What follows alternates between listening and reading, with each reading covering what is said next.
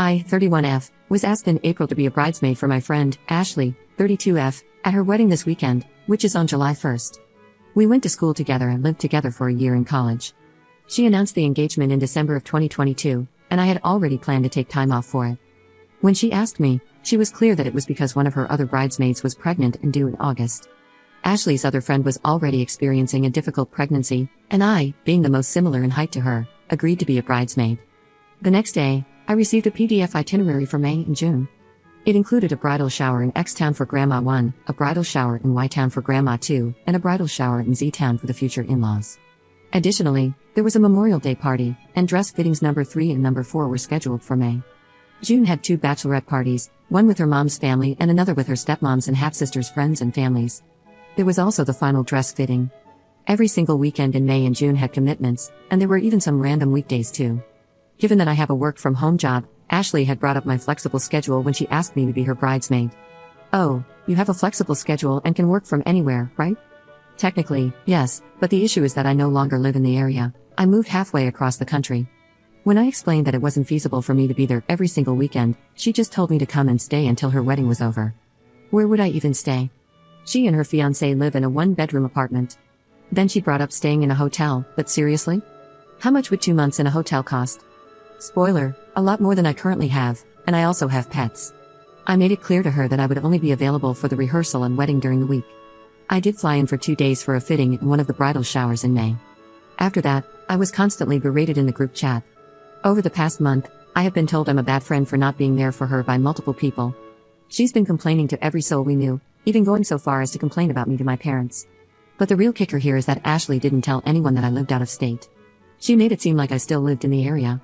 She told everyone I refused to take a measly 2 hours out of my day to go to her bridal showers, when in reality, I would have to spend 3 hours on a plane both ways, and the additional time dealing with the airport and check-in. My mom said she talked to one of Ashley's grandmas because she attended that bridal shower, and everyone was shocked to hear that I didn't live there anymore. However, they still judged me, saying, "Why would I agree to be a bridesmaid if I couldn't be there?" I was under the impression I was an emergency fill-in for the big day to have an even wedding party. I also made it clear that I wouldn't be available except for the week of the wedding. I haven't spoken to anyone about this, except for one friend, let's call her Beth, who lives in the area. Beth did not go to school there or grow up there. I met her in college. Due to circumstances, she stayed with my parents for a while and decided to stay there permanently, so she bought a house. Besides my parents and some of her daughter's friends and teachers, she doesn't know anyone. However, she's heard a lot of gossip about me, like trivial high school gossip from 15 years ago. Ashley and I did have some issues, but I thought we were past that. We're in our 30s and both have different lives other than a small-town high school. I confirmed with my mom and one of my sister's friends from high school who still lived in the area that these things were being said about me. I sent a message to Ashley last Wednesday, asking about it, but she denied it all. Friday night was her bachelorette party, and she and her other bridesmaids berated me again with nasty messages. And yes, our high school drama was about a boy, so I got things like, "You're so mad Eric chose Ashley over you." She's not even marrying Eric, and he's 32, working at Dollar General and living with 2 roommates, so I say we both dodged something there. There were also texts about deeply personal things I shared with Ashley, things she knew I was self-conscious about. I know it shouldn't hurt, but it still does. The last 2 months have just propelled me back to my adolescence years when I was really shy and self-conscious, and I didn't want to revisit that part of myself. So I texted her Saturday morning that I wouldn't be at her wedding or even attending, and apologized for the short notice. I didn't bring up what she and her bridesmaids did the night before, I just said I wouldn't be coming. Immediately, I received a lot of angry messages and phone calls. She called me names, said I was ruining her life, etc. I had to block her number to get her to stop. So now I'm sitting on a red-eye flight back to my hometown because I had already purchased a flight before I was asked to be a bridesmaid. I'm going to spend time with my mom and my sister's family and hang out with my best friend. My mom and sister have already planned to boycott the wedding too. Although, I've been seeing mixed comments on Facebook about my behavior. Am I wrong for leaving my friend high and dry without a bridesmaid? Update 1. It's the day of the wedding, and I didn't want to be around town because I was informed through the grapevine that everyone was peeved when I didn't show up at the rehearsal, so I went shopping with my sister and her family today. I am about an hour away from the events. Ashley's mom tried to contact me last night, but I just ignored it. She called my mom at midnight last night, and my mom called her back this morning. Ashley did not tell anyone that I was not going to be at the wedding. Instead of just saying, "Up," said she's not coming, she acted like she had no idea why I wasn't there. My mom told her mom what happened and even showed her the messages.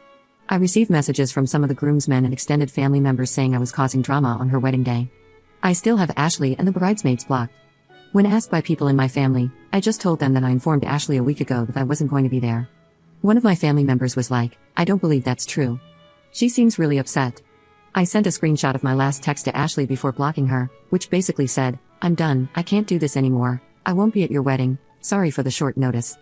I didn't want to respond to messages because I knew that would create gossip at the ceremony and keep the fire burning, but at the same time, Ashley is playing the victim card and straight up lying now.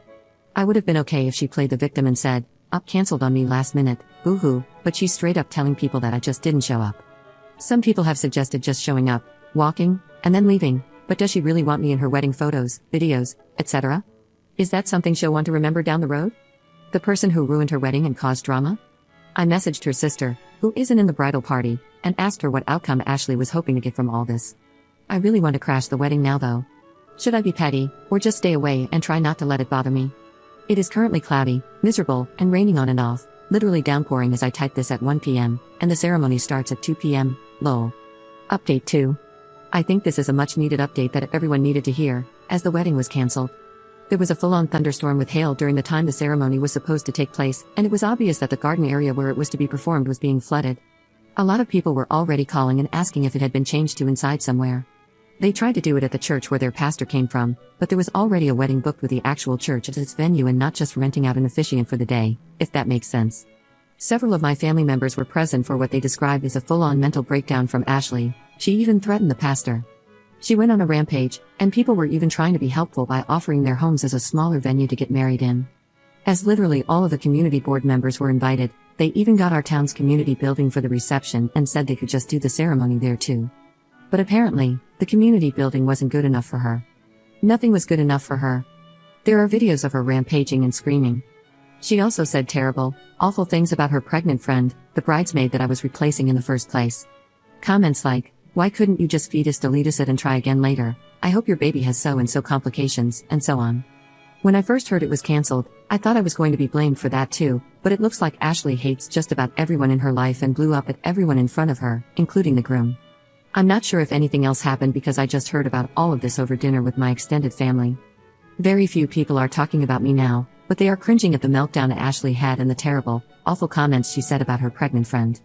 I honestly wonder if her other bridesmaids are still on her side, because I know for sure some of the groomsmen aren't. I've been getting messages asking if Ashley was always like this, etc. I think they're trying to protect their bro from her now, lol. And yes, she's always had overdramatic freakouts where you had to write it out, and the next day she'd act like it never happened. You could try to talk to her, and she'd just wave you off and be like, that's ancient history. I guarantee you she'll say that to her pregnant friend too.